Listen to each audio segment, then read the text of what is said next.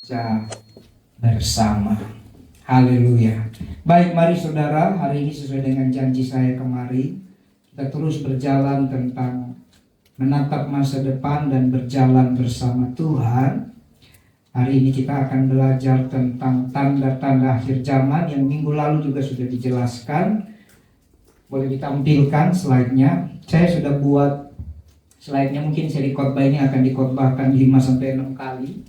Ini namanya eskatologi ya. Eskatologi itu adalah pelajaran tentang akhir zaman. Ini perlu sekali saudara pahami supaya iman kita tidak salah. Amin. Karena sekarang ini sudah mulai banyak saudara-saudara kita yang bukan Kristen juga punya pujian penyembahan. Ya, dan kita hormati itu ya. Tapi jangan sampai kita salah masuk, kan begitu ya. Saya udah bilang kemarin, iblis itu dia tahu dia tidak bisa kalahkan Tuhan. Ya, tahu. Tapi dia ingin jadi Tuhan bagi manusia. Ya, dan dia ingin merusak ya berkat kekudusan yang Tuhan taruh. Yaitu banyak hal. Salah satunya pujian, penyembahan. Nanti kalau sempat kita lihat video-videonya. Baik, mulai dari slide pertama. Cepat saja karena itu sudah minggu lalu sudah kita khotbahkan. Boleh ditampilkan? Pelan-pelan saja ya. Oke, next. Nah, ini ya. Sudah lihat dulu Kisah Para Rasul pasal 1 ayat 10 sampai 11. Terbaca ya. Ya, ketika mereka sedang menatap ke langit, mereka ini siapa? Rasul-rasul, murid-murid, saksi-saksi ya. Tiba-tiba berdirilah 2 orang berpakaian putih dekat mereka dan berkata kepada mereka, "Hai orang Galilea, mengapa kamu berdiri melihat ke langit? Yesus ini yang terangkat ke surga meninggalkan kamu akan datang kembali dengan cara yang sama seperti kamu melihat dia naik ke surga." Ini ayatnya saudara, bahwa second coming, the second coming, Tuhan akan datang kembali. Yang sampaikan itu adalah makhluk kudus dari surga. Orang Kristen jangan terlena, jangan terlalu fokus tentang hal dunia. Hati-hati saudara, dia akan datang kembali. Minggu lalu saya sudah jelaskan. Yohanes 6 ayat 54, barang siapa makan dagingku dan minum darahku, ia mempunyai hidup yang kekal, dan aku akan membangkitkan dia pada akhir zaman. Kenapa perjamuan kudus itu sakral? Karena darah Yesus dan daging Yesus benar-benar makanan. Kalau kita lihat nanti ayat 56. Jadi hanya orang yang makan makan daging Yesus lewat perjamuan dan minum darahnya itu akan dibangkitkan. Itu sebabnya kenapa gereja-gereja yang benar, yang alkitabiah saudara, menolak untuk memberikan perjamuan kudus kepada orang yang tidak percaya. Ada gereja yang tidak peduli orang itu percaya Yesus atau tidak, tapi di rumah sakit dikasih anggur dan roti perjamuan, bahkan anjingnya sakit dikasih roti. Tidak boleh itu saudara. Karena Tuhan tidak bangkitkan anjing. Dengan tegas saya sampaikan di sini. Puji Tuhan, kita gereja Bethel Indonesia hanya orang yang percaya Yesus boleh makan roti dan minum anggur perjamuan. Amin. Amin. Jangan kita anggap remeh. Tidak apa-apa itu. Ini bicara iman. Iman itu tidak terlihat. Saya tidak khotbahkan ini karena lama. Next, lihat dulu ya, kita baca supaya nyambung. 1 Tesalonika 4, ini fondasi tentang akhir zaman saudara. 1 Tesalonika 4 ayat 16 sampai 17 dikatakan, sebab pada waktu tanda diberi. Jadi nanti ada tanda saudara, dan tandanya sudah terjadi. Kemarin kita sudah bahas, betul ya? Minggu lalu kita sudah perhatikan tandanya. Yaitu pada waktu penghulu malaikat berseru dan sangkakala Allah berbunyi, maka Tuhan sendiri akan turun dari sorga, dan mereka yang mati dalam Kristus akan lebih dulu bangkit. Perhatikan ya, bicara kedatangan Tuhan, yang sudah mati duluan yang bangkit. Jadi mungkin rasul-rasul Paulus, Petrus, nenek-nenek moyang kita yang percaya itu yang bangkit duluan. Oke? Sesudah itu kita yang hidup. Ya, baru kita yang masih hidup. Entah kita masih hidup waktu Yesus datang, kita nggak tahu. Ya, yang masih tinggal akan diangkat. Ini iman, ini fondasinya. Jadi yang masih hidup diangkat. Keren dong, mengalahkan hukum gravitasi. Kenapa kalah hukum gravitasi? Karena memang kita tidak tinggal di bumi ini lagi ya. terus menyongsong akan diangkat bersama dengan mereka. Dan mereka ini siapa? Orang mati tadi. Jadi mati bangkit dulu, lalu kita yang masih hidup sama-sama diangkat. Kira-kira menurut saudara, horor nggak itu orang mati bangkit? Jadi persiapkan diri saudara. Amin. Ya, jangan-jangan nanti yang mati bangkit, yang hidup mati kan? Gara-gara lihat yang mati bangkit, kita mati. Kita kan makanya perlu baca firman ini supaya siapkan diri ya. Lalu yang sudah bangkit bersama dengan kita yang masih tinggal itu mereka, kita akan diangkat dalam awan menyongsong Tuhan di angkasa. Demikianlah kita akan selama-lamanya bersama Tuhan. Saya pengen garis bawahi orang Kristen, tujuan hidupnya di bumi cuma satu, dia siapkan hidupnya sampai bersama Tuhan selama-lamanya.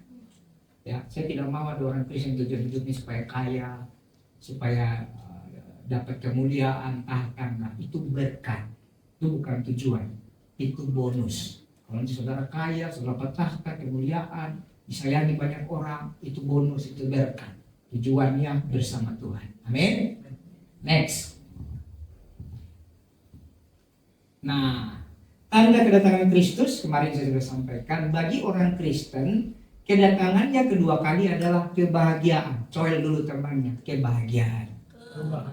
Kalau benar pemahamannya, ya, dan pengharapan iman, bukan sebagai pencuri, ya. Minggu lalu saya sudah bahas baik-baik, ya. Nanti dirilis di YouTube supaya yang tidak hadir boleh dengar.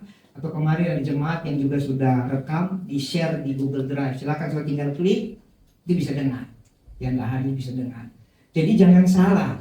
Bagi orang Kristen, Tuhan tidak datang sebagai pencuri. Selama ini banyak pemahaman yang kurang tepat, ya. 2 Tesalonika ayat di pasal 5 ayat 4. Ini saya sudah taruh ayatnya. Tetapi kamu saudara-saudara, kamu tidak hidup di dalam apa? Kegelapan. Terbaca ya? Sehingga hari itu tiba-tiba mendatangi kamu seperti. Nah, ini ayatnya diperjelas lagi. Jadi bagi orang Kristen dia tidak datang sebagai pencuri.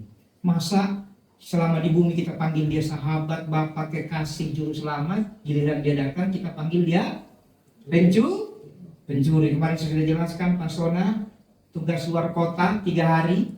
Tiba-tiba begitu pulang dia bawa oleh-oleh. Yosef bilang, "Mama, pencuri." Kira-kira kata Pak Sona apa? Tampeleng melayang itu. Ya, dia bapaknya, bapak mau datang ketemu anaknya, kok bilang pencuri? Pencuri bagi orang tidak percaya Yesus. Oke? Nah, waktu hanya Tuhan yang tahu. Inilah istilah seperti pencuri. Wahyu 3 ayat 3. Karena itu ingatlah bagaimana engkau telah menerima dan mendengarnya. Turuti itu dan bertobatlah. Karena jika engkau tidak berjaga-jaga, lihat. Memang pencuri bagi tidak percaya. Tapi bagi yang tidak berjaga-jaga juga seperti pencuri. Aku akan datang seperti pencuri. Dan engkau tidak tahu pada waktu mana aku tiba-tiba datang kepada. Orang Kristen yang cuma mau senang-senang, dia akan mengalami itu juga. Hati-hati. Next. 4 ya. Nah, Matius 24 ayat 36, saya masih bahas soal pencuri ya. Tetapi tentang hari dan saat itu tidak seorang pun yang tahu. Jadi itu bicara waktu. Malaikat di surga tidak, anak pun tidak, hanya Bapa sendiri. Inilah kemuliaan kedatangan Tuhan Yesus. Kenapa tidak ada yang tahu? Karena itulah kemuliaan. Amin. Kemuliaan Raja, kemuliaan Tuhan adalah merahasiakan segala sesuatu. Kemuliaan Raja-Raja adalah menyelidikinya. Pernah baca ayatnya? Dalam kitab Amsal, kemuliaan Tuhan adalah merahasiakan segala sesuatu. Kemuliaan Raja-Raja adalah menyelidikinya. Amin. Kemudian poinnya pasti terjadi ya. Jadi orang Kristen, ayolah, Tuhan Yesus pasti datang. Amin. Ya. Jadi karena pasti terjadi, mari kita jadi tim penyambut. Tahu tim penyambut? Orang yang berjaga, orang yang bersiap, itu tim penyambut. Malaikat, kalau saudara lihat mempelai, kemarin ada yang Mikael, mempelai mungkin masih di mobil, itu pagar ayu, tim penyambut itu udah 2 jam sebelumnya di depan itu kan, nungguin capek mereka tuh.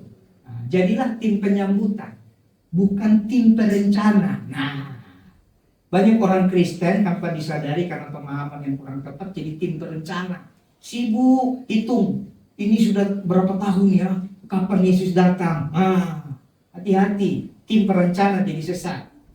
Karena segala rancangan ada di Tuhan, bukan di manusia. Ya, Yohanes 14 ayat 1 sampai 3, saudara baca saja ya. Next, biar cepat. Nah, tanda kedatangan Kristus yang kedua kali, tanda zaman yang harus diperhatikan. Kemarin sudah saya sampaikan, ditampilkan saja. Ya, penyesatan, peperangan antar etnis, kelaparan, apalagi gempa bumi, bencana alam, penganiayaan, dan kemurtatan. Bapak bangkit melawan anak, anak melawan bapaknya dan mamanya, itu udah biasa. Jangan terlalu bingung-bingung, memang itu tandanya. Amin. Saudara sama saudara baku hantam, itu sudah tandanya. Kamu boleh bilang, aku didik dia baik, aku sayang dia. Itu tandanya. Kalau orang itu tidak tetap dalam firman, Tuhan akan izinkan semua itu terjadi. Makanya perlu sekali supaya kita tetap dalam firman. Nah, penganiayaan dan kemurtatan, ya, bangkitnya negara Israel. Kemarin sudah dijelaskan, kalau di Israel masih perang sana perang sini, aman. Tapi kalau udah mulai ada kebangkitan Israel, ya, pohon ara bertunas, mulai ada keamanan di Israel. Itu yang harus kita hati-hati. Ya, next. Kehancuran ekonomi dunia, betul? Jadi nggak usah terlalu ramalan. Jadi peramal itu bukan meramal, saudara. Ya, memang baca Alkitab mereka. Mereka dengar info-info itu. Ya, terus pemberitaan Injil ke seluruh dunia. COVID itu cara Tuhan. Ya, dengan adanya COVID akhirnya media sosial bertumbuh, betul? Dengan media sosial Injil diberitakan ke mana-mana. Mau lewat TikTok, Instagram, Facebook, YouTube, whatever, nggak ada masalah. Ya, next. Jadi itu tanda-tandanya. Nah, ini yang kita akan perhatikan. Nah, ini yang saya mau khotbahkan. Ya,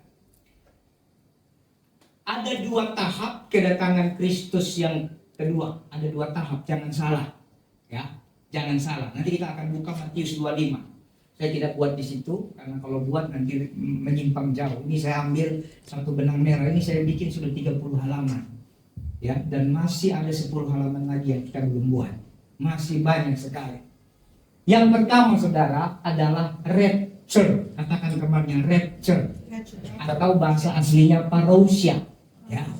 Ini mungkin yang sering saudara dengar. Sering nggak saudara dengar itu? Diangkat tiba-tiba. Bahkan film bikin ya. Tiba-tiba hilang. Itu rapture. Ini ada pengangkatan. Yesus akan datang di awan-awan. Jadi Yesus dia cuma sampai di awan. Dia tidak menjejakkan kaki. Ya. Dia angkat yang percaya. Tadi kita sudah baca. Baik yang mati dibangkitkan dulu, maupun yang masih hidup yang tinggal diangkat ini. Kenapa diangkat? Supaya tidak mengalami penganiayaan. Next lagi. Kita bahas dulu. Coba ditampilkan.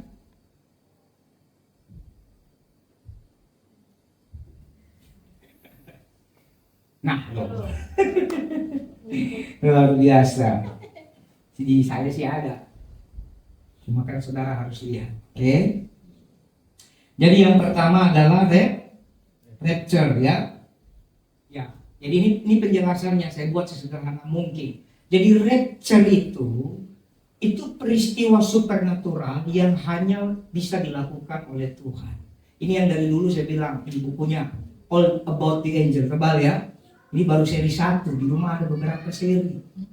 Setan tidak bisa. Kemarin kita bahas tentang tulah ya, kelihatan ya. Nah, ini fotokopi saya tidak akan kasih saudara, nyarinya susah ini. Ya, ini nggak ada lagi di toko buku saudara. Ya, jadi apa namanya? Waktu Tuhan membebaskan orang Israel dari Mesir, dia memberikan tulah. Ingat ya kemarin ya. Bagi orang tidak percaya disebut tulah bagi Mesir, bagi orang Kristen disebut mujizat. Jangan salah. Jangan sampai Anda bilang, oh kita kena tulah. Tidak ada. Orang Kristen tidak ada tulah. Amin.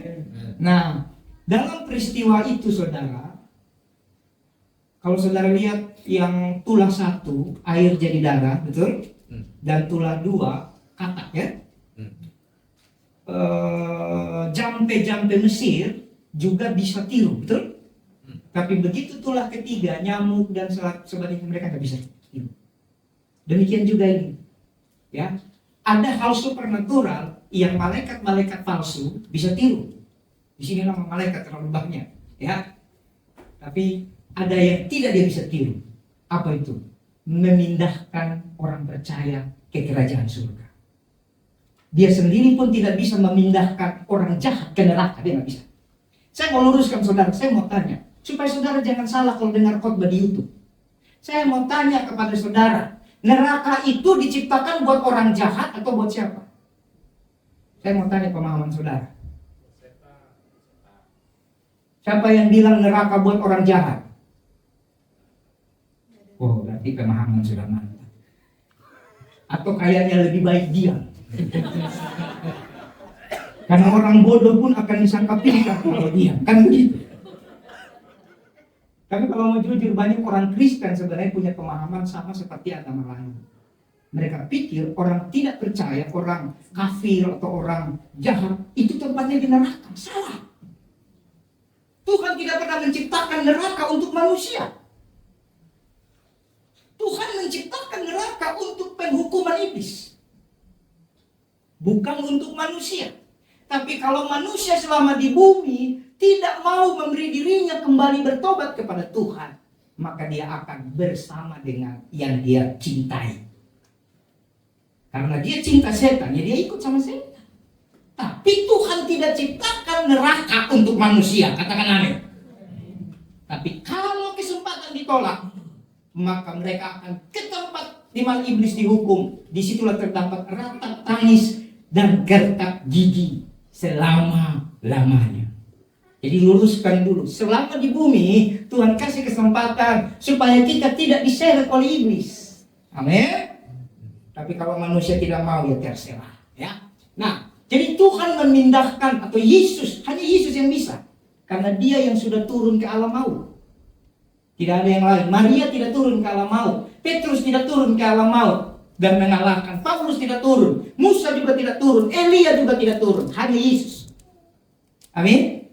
Makanya Yesus yang datang, bukan Musa, bukan Elia, bukan malaikat. Malaikat hanya di surga, dia tidak turun ke alam maut.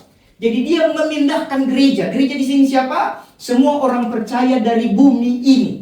1 Tesalonika 4 ayat 13 ada ayatnya di situ. Selanjutnya kami tidak mau saudara-saudara bahwa kamu tidak mengetahui tentang mereka yang meninggal, supaya kamu jangan berduka cita seperti orang-orang lain yang tidak mempunyai. Nah, banyak orang Kristen kalau udah bicara kematian udah kebingungan. Bapakku itu, opungku itu, nenekku itu, istriku itu, suamiku itu, anakku itu. Tidak punya pengharapan. Soal orang meninggal yang dilakukan sama seperti adat istiadat. Tabur bunga, nangis-nangis di kuburan, cuci muka di kuburan, betul? Bikin lapet, suaminya minta lapet nggak dibikin. Tahu lapet? Ombus-ombus, makanan khas orang Batak, hauce itu. Enak itu, ada yang dari beras ketan, ada yang dari, ya itulah, pakai gula merah. Suaminya bilang, mama bikinin dulu aku lapet ombus-ombus. Ah enggak, giliran mau ziarah, dibikin itu satu kuali. Seolah-olah lebih sayang sama orang sudah mati daripada yang masih hidup. Ini saya ambil satu contoh. Suku-suku lain juga mungkin bukan lapet, mungkin apalah, kita nggak tahu. Nah ini saudara, nanti sampai di kuburan cuci muka kan? Bawa air jerege, siram kuburan, airnya cuci muka. Nah ini kan tidak punya pengharapan. Kalau orang tidak dalam Yesus, silakan cuci muka. Mandi sekalian juga tidak apa-apa. Tapi sudah dalam Yesus, betul nggak? Atau saudara pura-pura tidak tahu karena sudah terlalu jago begitu. Cuci muka loh di kuburan sambil ngomong. Jangan datang lagi dalam mimpi opung. Kalau opung yang bilang, bukan aku yang datang, aku lagi aman-aman ini. Bayangkan, coba kau pikir, misalnya opung pendeta, penatua, masuk surga dia. Lalu gara-gara kepercayaan yang salah, tidak punya pengharapan. Waktu kau datang ziarah ke kuburan, jangan datang lagi ke mimpi opung. Takut aku opung. Opung bilang, aku di sini. Setan yang datang menyerupai opung. Halo? Nah, ini tidak boleh. Yang masih didatangi opung nanti habis ibadah ditengking dulu. Iya, gak boleh saudara. Lebih bagus itu mimpi apa? Jalan-jalan ke Amerika. Itu. Makan durian musangking sampai muntah. Itu mimpi yang enak. Mimpi datangnya nenek lampir lah aku. apa? Dipromosikan, dapat uang merah, itu bergepok-gepok. Itu mimpi enak. Minimal selama saudara mimpi 5 menit, saudara pernah melihat uang ratusan juta, miliar. Begitu sadar ternyata uang pun tak ada. Kan tidak apa. 5 menit berharga daripada mimpi didatangi setan, itu repot. Nah, terus karena jika kita percaya bahwa Yesus telah mati dan bangkit, Anda percaya Yesus mati dan bangkit? Oke. Maka kita percaya juga bahwa mereka yang telah meninggal dalam Yesus akan dikumpulkan Allah bersama-sama dengan Dia. Ini kami katakan dengan firman Tuhan yang hidup, yang masih tinggal sampai kedatangan Tuhan, sekali-kali tidak mendahului mereka yang telah meninggal. Dia tidak akan mendahului kita, ya. Sebab pada waktu tanda diberi, yaitu waktu penghulu, malaikat berseru. Jadi penghulu itu berseru. Selama ini malaikat kenapa belum berseru? Dia tahan, ya. Dia tunggu materai itu dibuka. Nanti kita belajar ada 7 materai, 7 sangkak Allah. Ada juga 7 cawan murka Allah. Tapi tidak mungkin hari ini, karena 30 slide. Saudara mau hari ini 30 slide selesai? Kalau mau berarti nanti beli makan malam. Terus apa lagi? Tuhan sendiri akan turun dari surga. Mereka yang mati, yang tadi ayat tadi ya, akan lebih dulu bangkit. Sudah itu kita yang hidup, yang masih tinggal diangkat bersama. Next. Jadi ada rapture. Itu satu peristiwa supernatural. Tuhan yang bisa melakukan itu. 1 Korintus 15 ayat 50 sampai 52. Saudara-saudara, ini yang hendak kukatakan kepadamu, bahwa daging dan darah tidak mendapat bagian dalam kerajaan Allah, dan bahwa yang binasa tidak mendapat bagian dalam apa yang tidak binasa. Jadi nanti saudara, waktu kita rapture, diangkat, tidak lagi rapture seperti tubuh ini, karena darah dan daging tidak dapat bagian dalam kerajaan Allah. Sesungguhnya aku mengatakan kepadamu suatu rahasia, kita tidak akan mati semuanya, tapi kita semuanya akan diubah. Artinya kenapa tidak mati semua? Ada yang masih hidup waktu Yesus datang. Jadi yang mati diubah, yang hidup diubah. Amin? Ya, diubah dalam sekejap mata. Ini adalah, saya percaya, pewahyuan yang didapat oleh Paulus. Dia mencari bahasa yang paling tepat, tidak dapat. Inilah bahasa yang bisa dia sampaikan. Jadi kalau saudara jangan terlalu pusing sama bahasa-bahasa, itu bahasa yang dia bisa sampaikan, ya. Mana lagi? Pada waktu bunyi nafiri yang terakhir, sangkakala yang ketujuh, oke? Sebab nafiri akan berbunyi dan orang-orang mati akan dibangkitkan dalam keadaan yang tidak dapat binasa, dan kita semua akan diubah. Darah dan daging tidak layak. Saya pernah sampaikan kepada saudara, jangankan bicara kerajaan Allah. Saudara pergi ke bulan saja, saudara tidak bisa pakai jas ini. Betul? Saudara tidak bisa pakai baju pengantin. Yang mau kawin, baju pengantin jangan beli, sewa saja. Kecuali memang kau mau simpan. Nah, tapi masalahnya udah simpan, belum kawin-kawin orangnya, keburu laku. Jadi mau baju pengantinnya mahal, kamu tidak bisa keluar angkasa. Keluar angkasa kamu harus pakai baju khusus. Betul? Betul nggak? Kamu harus punya helm khusus, baju khusus, sepatu khusus. Demikian juga, waktu kamu makan tubuh Yesus dan minum darah Yesus, kamu dapat tubuh yang baru, tubuh kemuliaan. Kamu dapat jiwa yang baru, kamu dapat roh yang baru. Amin. Bersih itu, diubah semua supaya bisa masuk kerajaan surga. Ya. Jadi peristiwa pengangkatan itu sebenarnya adalah pembebasan bagi orang percaya. Jadi kita harus rindu diangkat. Karena inilah pembebasan. Jadi kalau orang Kristen tidak memahami ayat ini, berarti dia tidak mau dibebaskan oleh dunia. Pengangkatan pembebasan. Karena kita tidak mengalami penghakiman. Yang tidak diangkat akan mengalami masa aniaya besar. Penderitaanmu ini belum ada apa-apa. Kau lagi dikhianati, ditipu orang salah paham sama kamu, itu belum seberapa. Bilang temannya dulu, belum seberapa. Yang diputus cinta, belum seberapa. Yang udah kerja keras, nabung, gak dapat tabungannya, itu belum ada apa-apa. Belum. Kalau kamu tidak diangkat nanti waktu Yesus datang, wah itu baru apa-apa. Penderitaan kita ini belum ada apa-apanya. Hari ini hati saya agak sedikit menderita. Terbagi dua saya dan Eliora, Rema dan maminya tidak hadir. Penderitaan kan? Karena Rema lagi kurang sehat. Jadi pagi bawa ke klinik. naik Grab mereka. Jadi saudara, itu belum ada apa-apanya. Nanti itu lebih ngeri. Ya. Jadi kita harus punya satu iman untuk ikut diangkat, supaya tidak mengalami masa penganiayaan itu. Ya.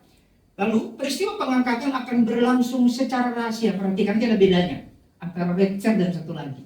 Pengangkatan itu secara rahasia. Kenapa rahasia? Saya mau tanya, siapa di sini punya rekening bank?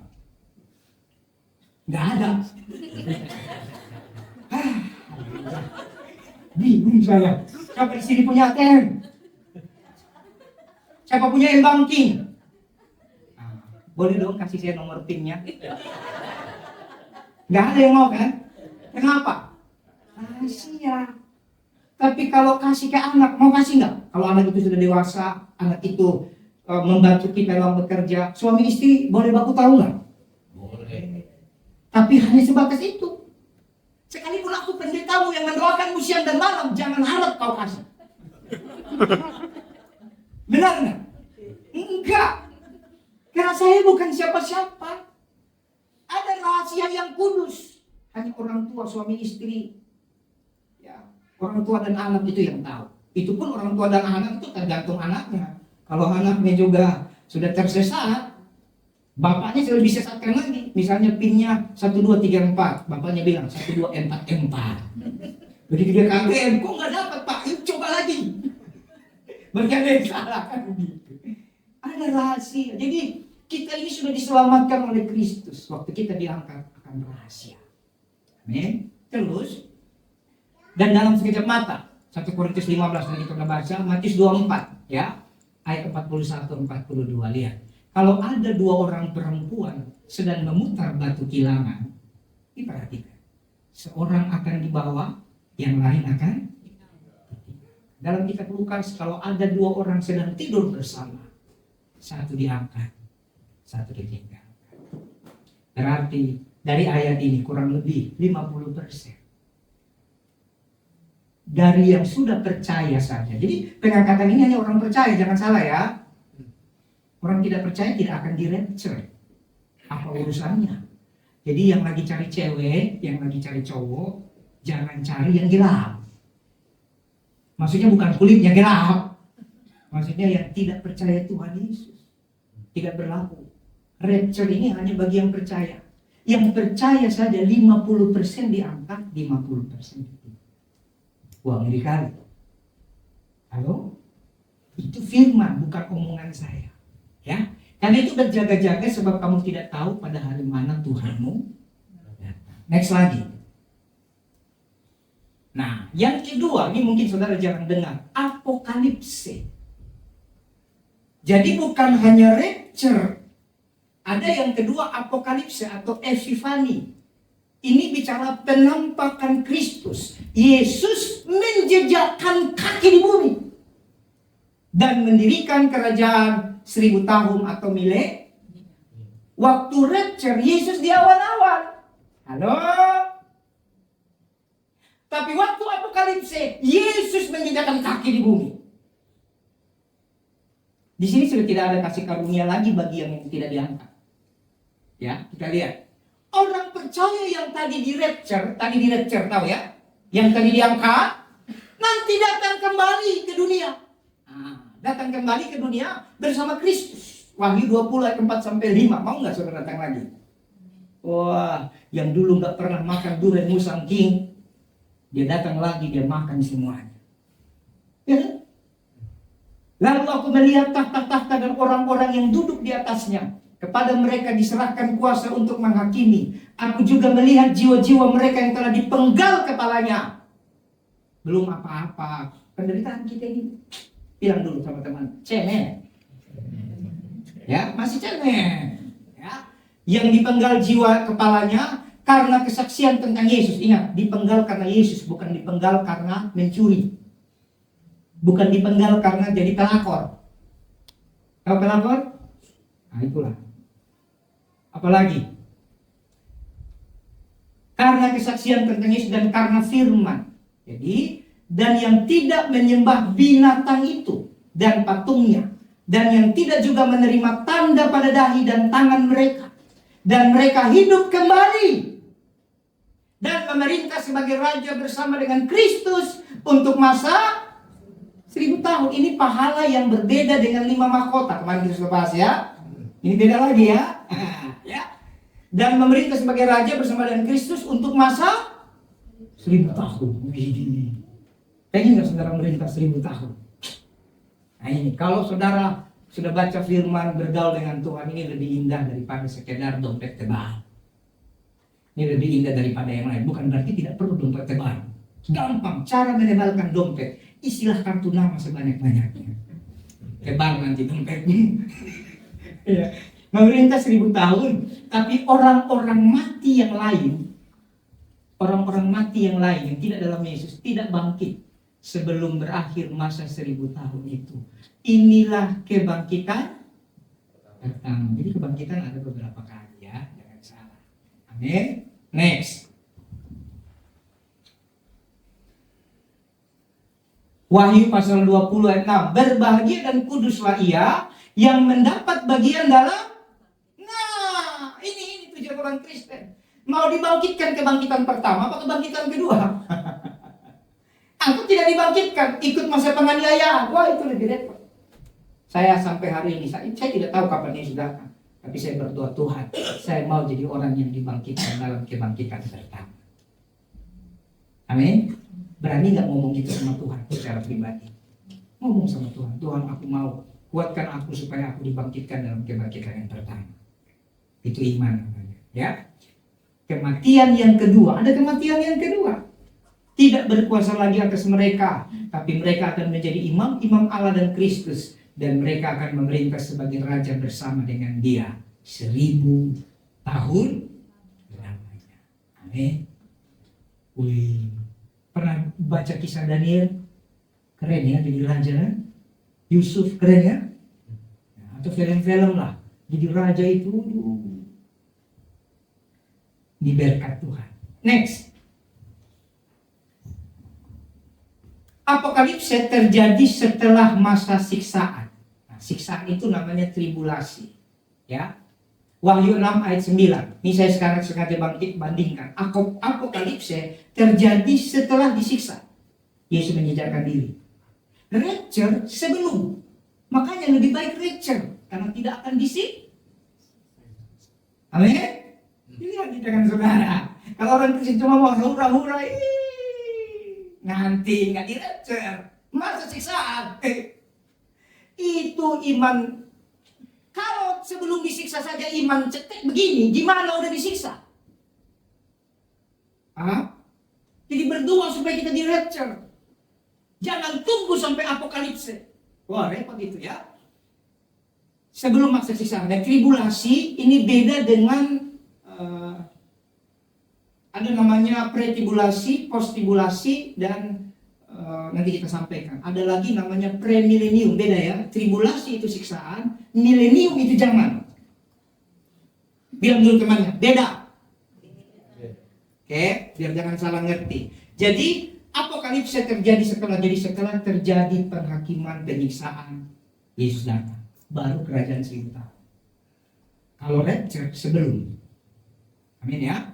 Nah, 1 Tesalonika, Gereja Betel Indonesia tetap tidak menekankan, ya, indikatornya seperti itu di Alkitab. Tapi GBI tidak menekankan. Kenapa? Itu tadi, kita tim penyambut, bukan tim perencana. Paham ya? Karena itu nggak ada esensinya. Yang penting itu mempersiapkan diri. Ya, 1 Tesalonika 5:9. Karena Allah tidak menetapkan kita untuk ditimpa murka, tapi untuk beroleh keselamatan oleh Yesus Kristus Tuhan kita. Wahyu 3 ayat 10. Karena engkau menuruti firman-Ku, tekun menantikan Aku, maka Aku pun melindungi engkau dari hari pencobaan yang akan datang atas pasti datang, ya, untuk mencobai mereka yang diam di bumi. Kalau tadi rapture rahasia, tahu ya? Rapture rahasia, apokalipse akan diketahui semua orang. Karena setelah penghakiman, di situ nanti orang nangis. Itu ngeri. Selama ini mereka tolak Yesus. Ternyata yang ditolak itu yang datang. Waktu pengangkatan rahasia. Nanti sang suami bingung, istri gue mana? Tadi perasaan gue suruh beli bawang. Kok gak pulang-pulang? Apa bawangnya kemahalan kah? Gak pulang-pulang. Karena rahasia. Makanya Alkitab bilang begini, jika kamu berdoa masuklah ke dalam kamarmu. Berdoalah dari tempat yang tersembunyi. Bahasa lain dari tersembunyi, rahasia. Yang di-rapture orang yang punya hubungan rahasia dengan Tuhan. Orang yang punya hubungan dekat dengan Tuhan. Kalau saudara tidak beri waktu, saya hanya menyampaikan firman saudara. Saya sendiri juga tidak tahu apakah saya di-rapture, tapi iman saya mau di-rapture. Dan sebagai hamba Tuhan saya harus sampaikan. Bagaimana terjadi rahasia kamu sendiri tidak punya waktu bergaul sama Tuhan?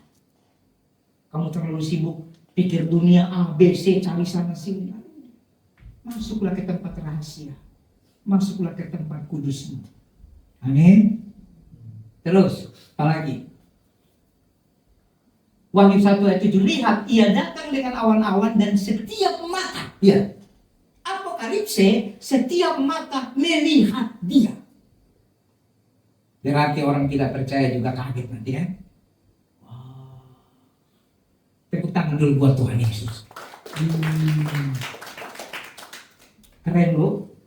Pahlawan yang lebih dari Superman itu.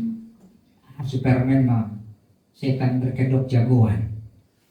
Ya, ada itu Superman. Makhluk apa datang dari mana? Luar angkasa, planet apa katanya itu? Kryptonite. Ya, kolornya di luar. Ada sayap. Pakai sayap di belakang. Itu bukan Superman. Begitu kena yang hijau-hijau, kalah dia kan? Berarti ketemu Ratu Pantai Selatan, kalah dia. Karena Ratu Pantai Selatan warnanya hijau semua.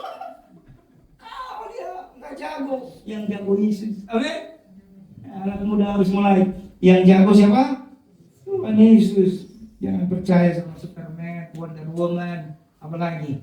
Itulah Iron Man dan segala macamnya.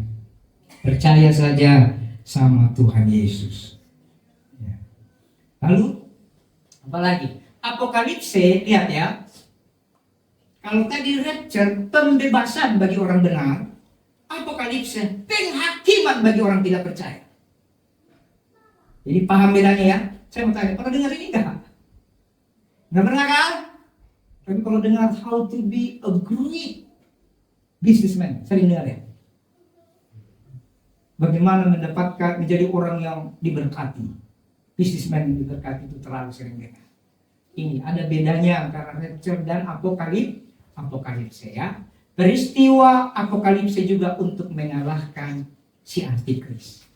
Saya tidak tahu kapan kita masuk antikris, karena antikris aja 9 slide. Jadi saudara akan paham, selama ini yang saudara pikir antikris itu ada yang benar, ada yang salah. Next lagi.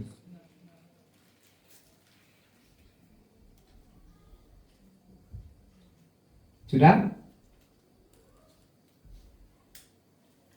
Nah, saya bahas lagi sedikit pengangkatan ya.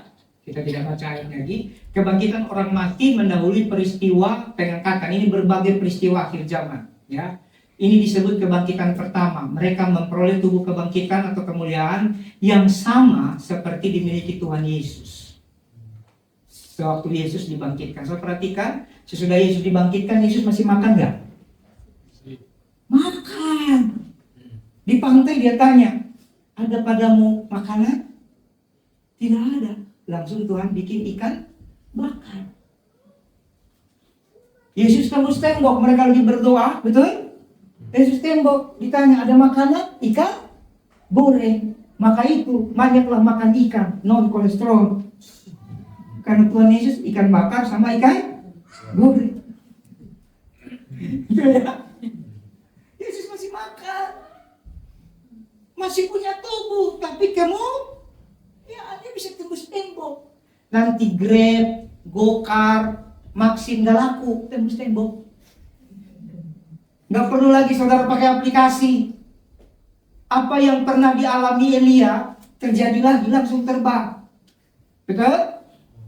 Apa yang pernah dialami Filipus habis baptis sida-sida dari Ethiopia, Kisah Rasul 8, terjadi. Tapi apa yang dialami Filipus dan Elia hanya sesekali karena kemuliaan Tuhan menyertai. Kali ini kita memiliki tubuh kemuliaan. Beda ya? Kalau kemuliaan Tuhan menyertai, suka-suka Tuhan tiba-tiba raih. Tapi kalau tubuh kemuliaan selama ada di tubuh itu, kita bisa tembus-tembus seperti Yesus. Amin. Kan dipegang. Thomas nggak percaya. Kalau aku belum cucukkan tanganku ke lubang di lambung dan di tangannya, jariku, aku tidak percaya. Yesus kasih tunjuk juga. Sama, tapi sudah kemuliaan. Amin. Pengen nggak saudara kayak gitu? Oh, saya pengen sekali. Lalu lihat lagi, next.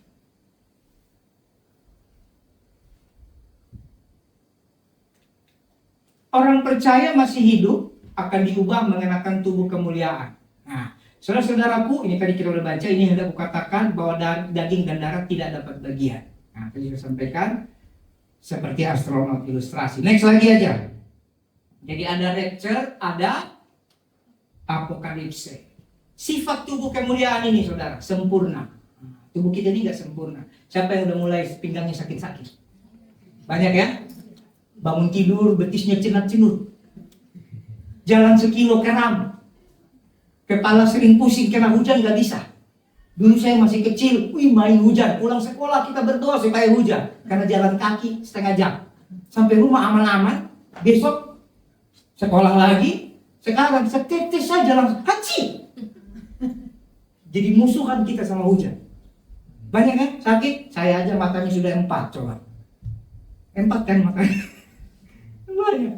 Nanti di sana saudara tidak terikat hukum alam, ya, tidak dibatasi ruang dan waktu. Waduh, keren dong. Makanya saya bilang semua aplikasi transportasi nggak laku. Makanya sekarang berubah, transportasi sudah pakai AI kan, teknologi, pesan makan, mobil tanpa driver. Itu setan lagi pakai segala cara supaya dia tahu nanti dia nggak laku. Paham ya?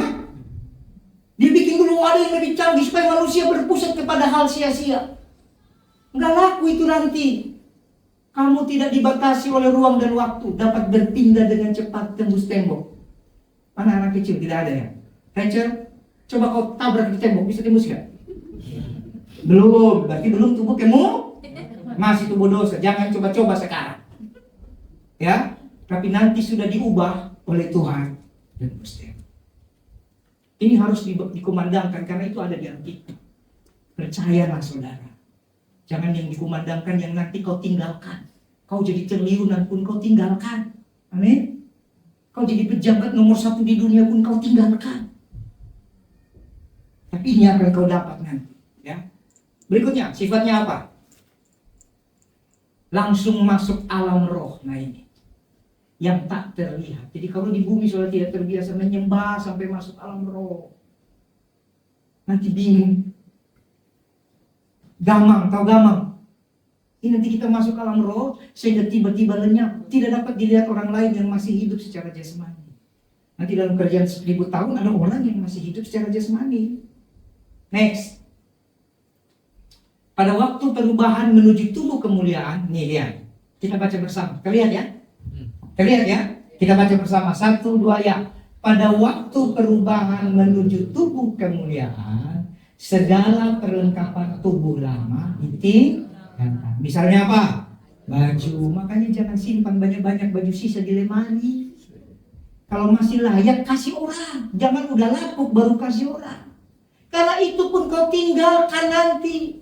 Ya, sepatu. Siapa yang sepatunya berpasang-pasang? Kalau kamu udah gak cocok modelnya, kasih orang. Jadi berkat. Amin. Kau timbun-timbun juga, kau tinggalkan. Siapa yang pakai? Tidak ada. Apalagi kacamata nih saya nih. Aduh, kacamata. Berarti nanti mata saya sembuh. Iya dong. Masa Tuhan suruh copot kacamata tapi kita masih lihat. Nanti saya salah istri lagi. Apalagi. Nah, bandingkan dengan kebangkitan Yesus, Yohanes 20 ayat 6-7. Sama. Ya tadi kita sudah bahas sama seperti saya usah baca lagi lama lagi. Next. Nah, ini orang-orang yang telah mengalami pengangkatan. Kenapa kita harus percaya pengangkatan? Karena dari zaman dulu ada yang diangkat. Kita tidak bisa percaya kalau tidak ada, itu dongeng namanya. Amin. Ternyata sebelum peristiwa ini pernah ada diangkat. Siapa? Henok. Kejadian 5. Henok hidup bergaul dengan Allah, lalu tidak ada lagi sebab ia diangkat oleh Allah. Ibrani 11 ayat 5. Karena iman Henok terangkat supaya tidak mengalami kematian. Dan ia tidak ditemukan karena Allah telah mengangkatnya. Sebab sebelum ia terangkat, ia memperoleh kesaksian bahwa ia berkenan kepada Allah. Apalagi Elia. Sedang mereka berjalan terus sambil berkata-kata. Tiba-tiba datanglah kereta berapi dengan kuda berapi memisahkan keduanya. Artinya dia dan Elisa. Lalu naiklah Elia ke sorga dalam angin badai. Kristus.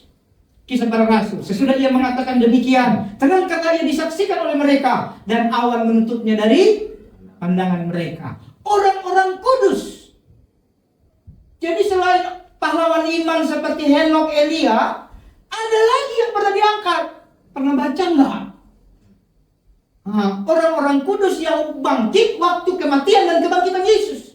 Matius 27 ayat 52-53. Dan kuburan-kuburan terbuka, dan banyak orang kudus yang telah meninggal bangkit. Dan sesudah kebangkitan Yesus, mereka pun keluar dari kubur, lalu masuk ke kota kudus, menampakkan diri kepada banyak. Makanya baca Alkitab. Minggu ini kejadian ya. Saya minta tolong ya.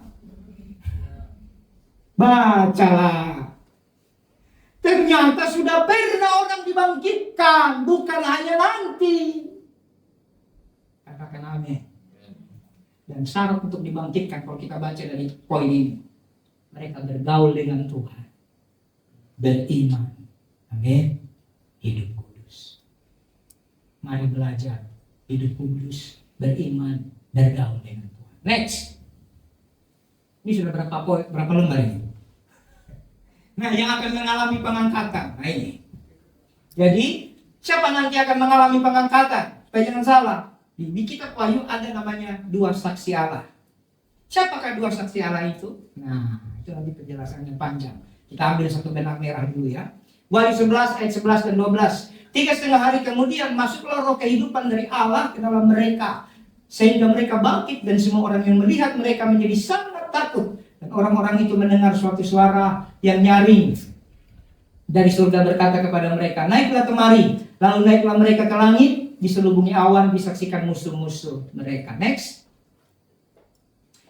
Orang percaya Yesus Kristus. Nah, 2 saksi Allah ini nanti adalah disebut kaki Dian ya. Nah, itu nanti kalau buat tidak muat. Boleh dibuka, nanti sudah buka ayat sebelumnya. Jadi ada 2 saksi Allah ya. Itu. Orang percaya Yesus Kristus, jadi akan dibangkitkan atau diangkat hanya yang percaya. Yang tidak percaya jangan harap ya. Kuburan orang percaya akan terbuka. Kristen sejati tiba-tiba lenyap, baik di pesawat, mengendarai mobil dan sebagainya. Yohanes 5. Jangan kamu heran akan hal itu, sebab saatnya tiba semua orang dalam kuburan akan mendengar suaranya, dan mereka yang telah berbuat baik. Jadi orang Kristen itu harusnya pusat perbuatan baik. Tapi bukan berbuat baik untuk selamat. Karena sudah selamat, berbuat baik. Amin? Amin. Mana tadi? Akan keluar dan bangkit untuk hidup yang kekal. Tapi mereka yang telah berbuat jahat, baik yang percaya maupun tidak percaya. Ternyata banyak orang Kristen percaya Yesus tapi perbuatannya jahat loh. Betul. Nanti akan dihukum. Karena Yesus sudah kasih keselamatan cuma-cuma. Tapi perbuatan baik keputusan Anda. Halo? Baik dan jahat keputusan Anda. Keselamatan cuma-cuma karena saudara tidak bisa selamat dengan perbuatan baik. Tapi setelah selamat, baik atau jahat keputusan Anda. Paham ya? Makanya Filipi 1 ayat 27 jelas. Kerjakan keselamatanmu dengan takut dan gentar. Next. Nah, ini tadi saya bilang ya. Jadi masa siksaan itu dibagi 3. Yang pertama, pre-tribulasi. Pengangkatan sebelum masa antikris. Yang kedua, mid-tribulasi. Pengangkatan di tengah masa aniaya. Setelah antikris memerintah 3,5 tahun. Ada waktunya loh. Antikris nggak lama-lama. Ya, 7 tahun. Ya, pemerintahan pertama 3,5 tahun. Yang ketiga, post tribulasi, pengangkatan di akhir masa antikristus. Yang berikutnya, waktu poin salah, keempat itu parsial. Parsial itu pengangkatan terjadi beberapa kali, yaitu sebelum atau selama masa tribulasi. Ini pandangan-pandangannya, macam-macam doktrin. Terus, tribulasi itu penyiksaan ya. GBI tidak menekankan teori pengangkatan manapun karena berfokus pada mempersiapkan jemaat menyambut kedatangannya. Fokus kepada hal itu membuat sukacita dan penantian untuk tetap terjaga dan meyakini 2 tahap pengangkatan. Sudah dijelaskan. Sekarang, next lagi. Nah, sebelum sampai sini supaya kita hari ini dapat goalnya, saudara buka Matius 25. Matius 25 tentang gadis bijaksana dan gadis yang bodoh. Boleh dibuka, nanti kembali ke PPT. Saya lihat Matius 25 ayat pertama dan selanjutnya, saya bacakan. Gadis-gadis yang bijaksana dan gadis-gadis yang bodoh. Pada waktu itu, hal kerajaan sorga seumpama 10 gadis yang mengambil pelitanya dan pergi menyongsong mempelai laki-laki. 5 diantaranya bodoh dan 5 bijaksana. Gadis-gadis yang bodoh itu membawa pelitanya, tapi tidak membawa minyak. Perhatikan ya. Sedangkan gadis yang bijaksana membawa pelita dan juga minyak dalam buli-buli mereka. Tetapi karena mempelai itu lama tidak datang-datang juga, mengantuklah mereka semua. Jadi semua, bukan hanya yang bodoh, yang bijaksana juga ngantuk ya. Lalu tertidur. Waktu tengah malam terdengarlah suara orang berseru, mempelai datang, songsonglah dia. Gadis-gadis itu pun bangun semuanya lalu membereskan pelita mereka.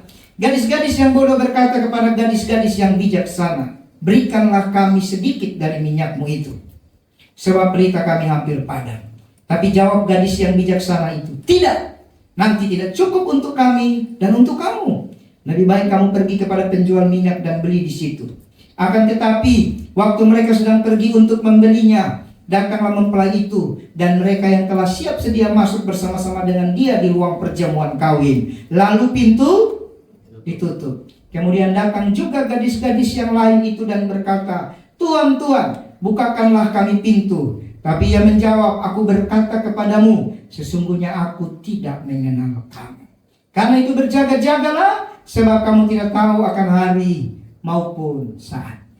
Ada beberapa poin penting kita belajar di sini. Saudara lihat ayat 1 dan 2. Kerajaan surga seumpama 10 gadis mengambil pelitanya dan pergi menyongsong mempelai laki-laki. Saudara tahu artinya itu apa? Artinya orang-orang ini dapat kasih karunia. Ini tidak berlaku bagi yang tidak menyongsong, artinya tidak berlaku bagi di luar Yesus, di luar Kristus. Berarti 5 setengah kan? Jika ada 2 orang di kilangan, 1 diangkat, 1 tim. Ternyata dari sekian banyak orang Kristen sudah pasti setengah ditinggal. Data mengatakan 2020 atau sebelum COVID kemarin, manusia sekarang sudah kurang lebih 7M ya. Orang Kristen sudah kurang lebih 4 miliar. Lebih banyak Kristen di seluruh dunia. Kalau mengacu kepada data itu, berarti 2 miliar ditinggalkan, 2 miliar diangkat. Ini bicara kepada orang yang dapat kasih karunia. Yang 3 miliar lain kita nggak bahas, karena mereka tidak menyongsong. Betul nggak? Yang menyongsong siapa? Yang percaya dong. Iya dong. Terus ayat berikutnya, apa katanya di situ? Ayat 3. Gadis yang bodoh membawa pelitanya. Orang yang dapat kasih karunia, yang dia bawa cuma apa? Sekali Yesus, selamanya Yesus. Yesus di hati. Kau ganggu gereja, ku potong kau. Banyak kali gitu kan? Di hatinya ada Yesus. Sekali Yesus, tetap Yesus. Lagunya keren, itu sangat membangun. Tapi imannya, kehidupannya tidak mencerminkan orang percaya Yesus. Kenapa? Dia hanya bawa pelita. Firman itu pelita bagi kakiku, betul? Firman itu adalah Allah. Allah itu adalah Yesus. Berarti kalau dia bawa pelita, berarti dia punya Yesus. Betul nggak? Pelita itu diberikan cuma-cuma. Tapi apa yang dia tidak bawa? Minyak. Minyak itu harus kita bawa. Minyak itu bukan bicara Yesus. Minyak itu bicara Roh Kudus, bicara hubunganmu dengan Tuhan. Amin. Lihat ya.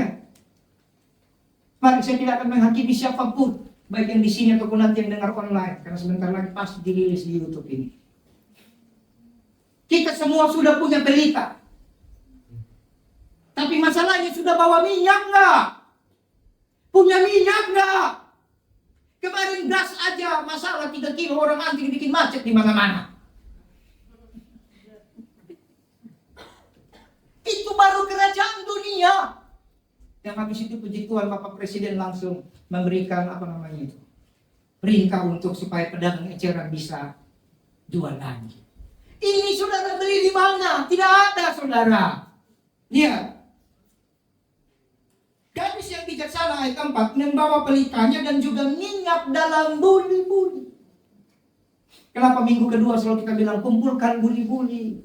Itu ada rema, bukan hanya bicara uang. Buli-buli itu uang sisa belanja. Kamu beli bawang hari ini, kamu belanja 80.000, kamu belanja 98.000, sisa 2.000. 2.000 itulah buli-buli. Sedikit memang. Makanya Alkitab bilang barang siapa punya iman sebesar biji sesawi, sedikit. Tuhan tidak minta banyak dari dirimu, sedikit. Tapi yang sedikit aja pun kamu tidak mau kasih. Kenapa? Kamu cuma pikir dunia. Tidak persiapkan diri untuk diangkat Tuhan. Sedikit. Tapi yang sedikit itu menyelamatkan engkau. Tuhan tidak suruh engkau doa 24 jam sehari. Nanti makan apa? 1 jam. Berjaga-jaga 1 jam. Anda mau kombinasi juga boleh. Pagi 15 menit, siang 15 menit, malam 15 menit, kurangnya lagi sebelum tidur, terserah. Itu pun tidak mau. Tapi main game, berjam-jam sampai mata merah. Nonton Korea, apalagi. Sesinya udah habis, putar ulang. Repot. Sampai jatuh malaikatnya. Ini bukan peperangan di surga, peperangan di mimbar. Itu saudara, minyak ini perlu. Kenapa saya selalu bilang ayolah doa, datanglah ke gereja. Karena di rumah pasti malas. Minimal waktu datang di gereja kamu punya waktu benar-benar berdoa. Datanglah di komsel. Sampai nanti di rumah kamu bisa mulai beri waktu. Amin. Perlu punya minyak, ya. Lalu Matius 25 tadi ya, ayat 5. Ayat 5. Tapi karena mempelai itu lama tidak datang, apa katanya? Mengantuklah mereka semua. Memang saudara, menjaga diri itu membosankan. Makanya dari ayat perjanjian lama Yesaya dikatakan, tetapi mereka yang menanti-nantikan Tuhan. Menanti Tuhan itu tidak gampang. Aku juga pengen besok Yesus datang. Aku kalau bisa sore ini, karena hari ini full ibadah. Besok jangan-jangan aku udah marah sama Rema. Hari ini kan anti marah, apalagi dia lagi demam. Gak mungkin marah.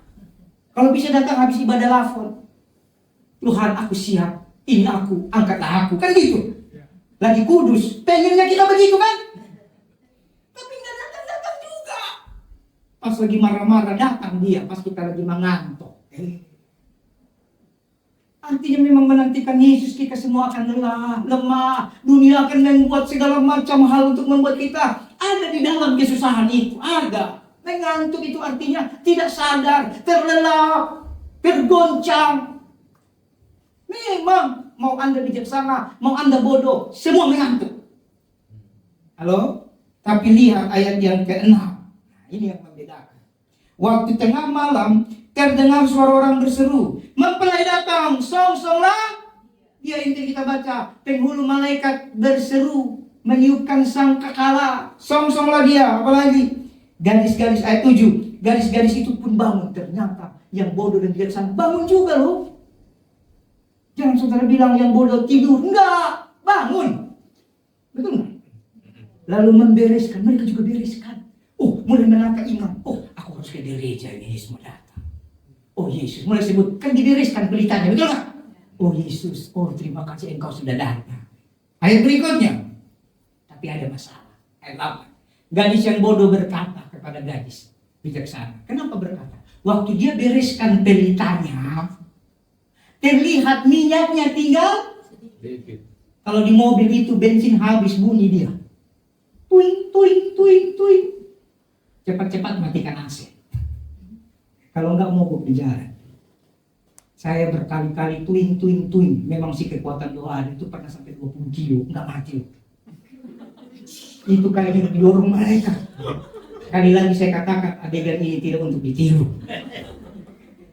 Itu benar tuh. Saya pernah tanya tukang bengkel, biasanya itu di bawah 10 kilo masih bisa. Kalau sampai 20 kilo nggak mungkin. Itu bukan masalah nggak ada duit, beda. Waktu naik legenda nggak ada duit. Ini sudah ada mobil, kan ada duit. Kita harus bangga lah ada Tuhan Yesus, amin. Cuma karena pelayanan keluar, duitnya kan baru ada habis pelayanan. Kami mau isi nggak ada duit, pas habis pelayanan baru ada duit, kan begitu. Pas pulang tidak ada pom bensinnya, udah masuk tol itu mana ada sedikit kan? Waduh, kan nggak bisa pelan. Bisa matikan panas, nyalakan saja, berdoa, Tuhan kasihanilah aku Tuhan. Tuhan tolong, bagaimana cara dorongnya? Panggil derek kan? Aduh malu, belum lama. Sampai nanti dapat pom bensin 20 kilo, 25 kilo, benar loh. Kan saya lihat itu. Tapi jangan cari gara-gara. Itu kasus khusus. Amin. Dan sejak itu, pokoknya saya tidak pernah cobai Tuhan. Kalau memang benar-benar tidak ada, baru mujizat terjadi. Biasa kalau udah di garis satu itu udah isi. Amin. Tapi kadang kan ada peristiwa-peristiwa begitu. Jadi waktu dibereskan pelitanya, minyaknya udah bunyi tinggal dikit, lampu redup kan. Makanya dia tahu ini mempelai datang. Ada banyak kok akhir zaman ini orang Kristen percaya Yesus, minyaknya dikit. Khotbah pendeta agak menyinggung dikit, marah. Tersinggung dikit, marah. Cari kambing hitam, kepahitan. Minyaknya sedikit. Baru dia bilang, berikan kami sedikit dari minyakmu. Sebab pelita kami hampir. Apa ayat yang 9? Apa katanya? Tapi jawab gadis bijaksana. Ternyata sampai di poin inilah mereka sama. Di sini bedanya. Orang yang bergaul dengan Tuhan tahu memberi jawab tepat pada waktunya. Orang bergaul dengan Tuhan punya hikmat dalam segala hal. Kalau ini terjadi bagi kita yang orang sungkan-sungkan, misalnya saya, Oma bagi minyaknya, Oma sungkan, oh itu Pak Pendeta yang minta minyak. Sini Pak Pendeta, sini aku bagi, mati. Ini udah bukan bicara saling mengasihi lagi. Halo? Kamu harus jadi orang bijak. Apa katanya? Tidak. Jelas.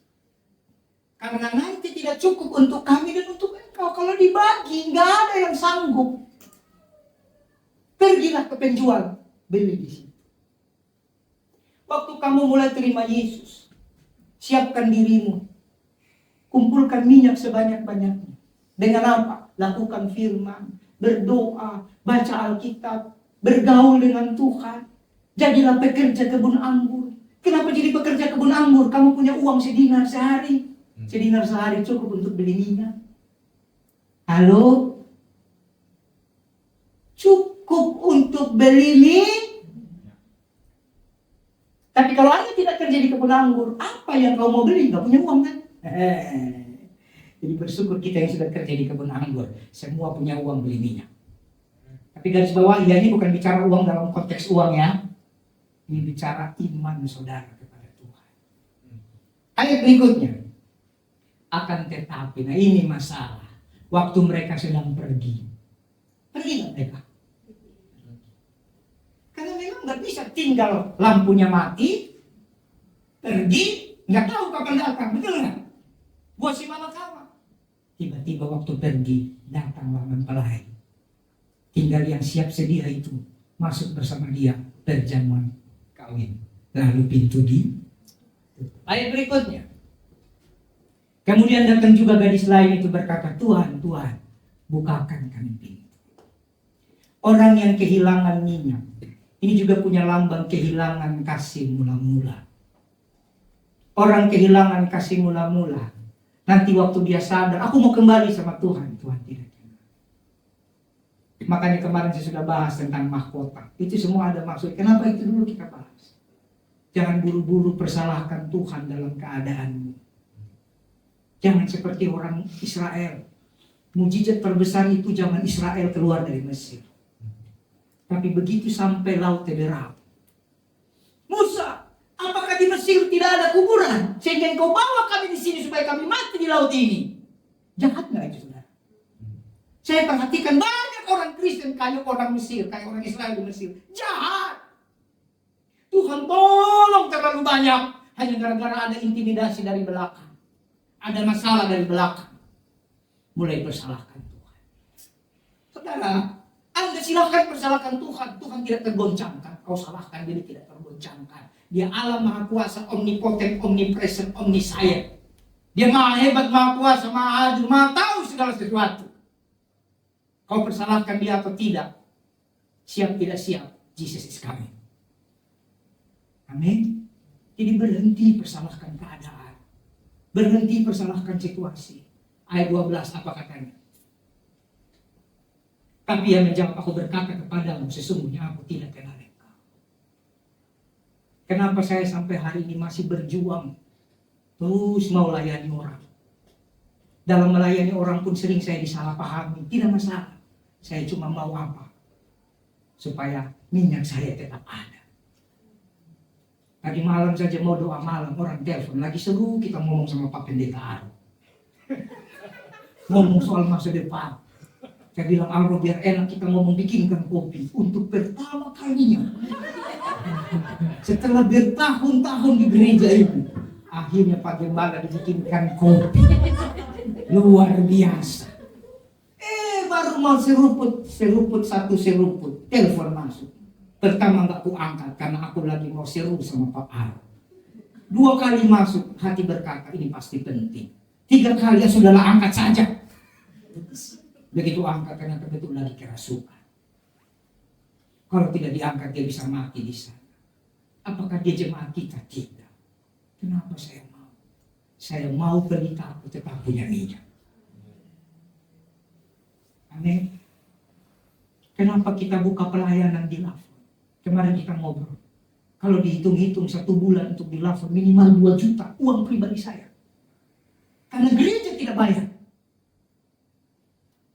Saya secara kemampuan tidak sanggup, tidak mampu. Tapi saya cuma ingat, barang siapa diberi tanggung jawab, berbahagialah dia. Saya damai sejahtera. Saya sukacita. Bukan karena saya hebat, kuat, mampu, kaya. Bukan. Karena dapat kasih karunia, dipercayakan talenta. Itu kebahagiaan. Itu supaya minyakku tetap ada. Amin. Puji Tuhan, ternyata nanti ibadah tetap jalan. Tepuk tangan buat Tuhan Yesus. Nanti sore yang wajib ke Lafon silakan. Tetap jalan kan? Jangan sudah pikir makan cuma di sini. Di Lafon juga makan cuy. Makan. Karena Tuhan Yesus selalu kasih makan. Sampai kapan? Ya terserah Tuhan lah. Amin. Secara kekuatan, aduh. Ini saya bersaksi apa adanya sama saudara. Bisa gak kita pakai uang gereja? Bisa. Saya tinggal perintah sama bendahara. Bisa. Tapi kenapa? Saya tidak mau. Kalau itu Tuhan suruh buat saya lakukan dengan setia. Kenapa harus takut? Kita harus keluar dari level yang lama. Level lama itu apa? Bagaimana supaya kita dipelihara. Sekarang Tuhan mau kasih kita level baru. Bagaimana kita memelihara 5.000 orang. How to be, apa itu bahasa Inggris? Sok-sokan nih Pak Pendeta. Bagaimana feeding 5,000 people. Memberi makan 5.000 orang. Filipus kan kaget. Tuhan, cuma 5 roti ini, itu punya anak. Hanya ada 5 roti, 2 ikan, anak kecil, Tuhan. Tuhan bilang, bawa kemari itu 5 roti. 5.000 orang makan.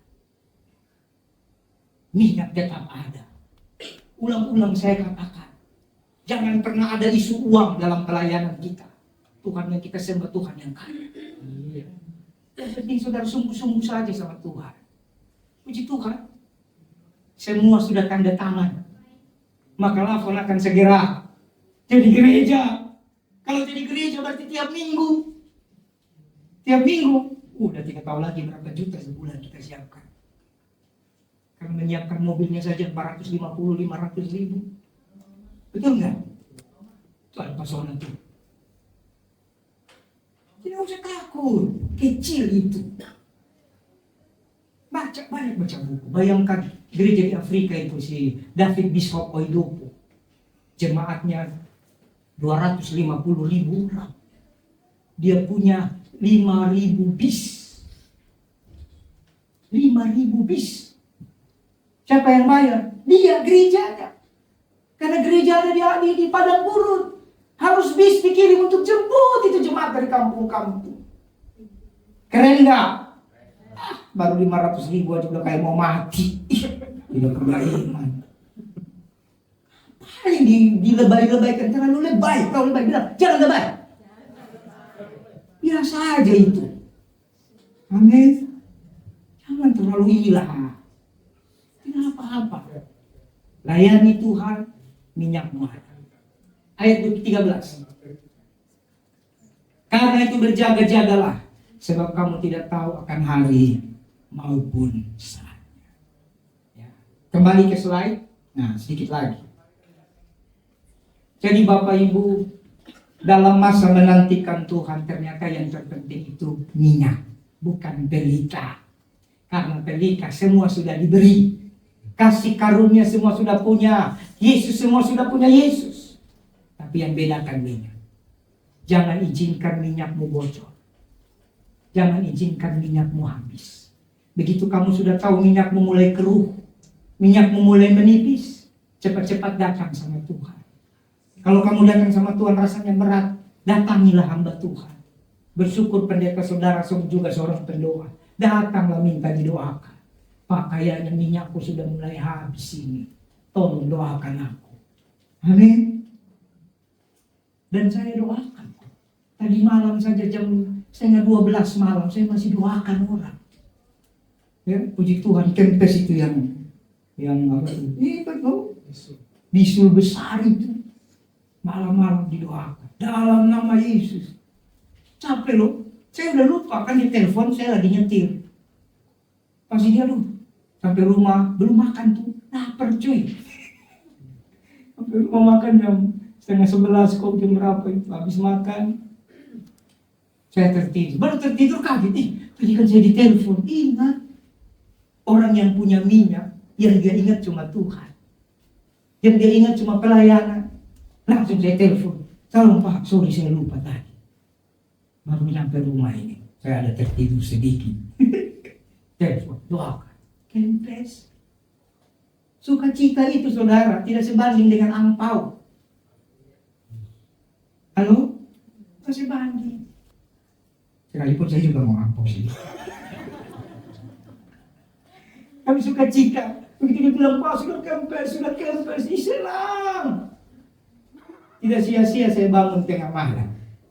Kalau orang dunia mandi kembang tengah malam. Kalau orang dunia mandi kembang itu tengah malam. Kalau kita bangun tengah malam untuk doakan orang. Amin. Itu minyak tetap ada. Soal teman minyakmu ada nggak? Nah, ini ya, ini kita baca saja. Ada tahta pengadilan Kristus, bahasa aslinya Bema. Nanti kita lihat tahta pengadilan Kristus dengan tahta pengadilan tahta putih juga berbeda ya. Ini masih banyak. Ini sudah slide berapa ini? Kayaknya baru slide 6. Ya, bayangkan 30 slide. Nah, masih banyak. Jadi Bapak Ibu mari. Dunia boleh menggerus kita. Keadaan boleh tidak nyaman. Dompetmu bisa makin tipis. Gak apa-apa, tabungan berkurang. Ada lagunya itu. Sekalipun pohon ara tidak berbuah, pohon zaitun tak menghasilkan. Pernah dengar itu?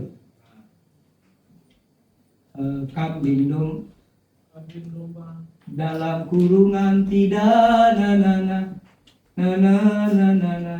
tidak menghasilkan. Kambing domba terhalau dari kurungan.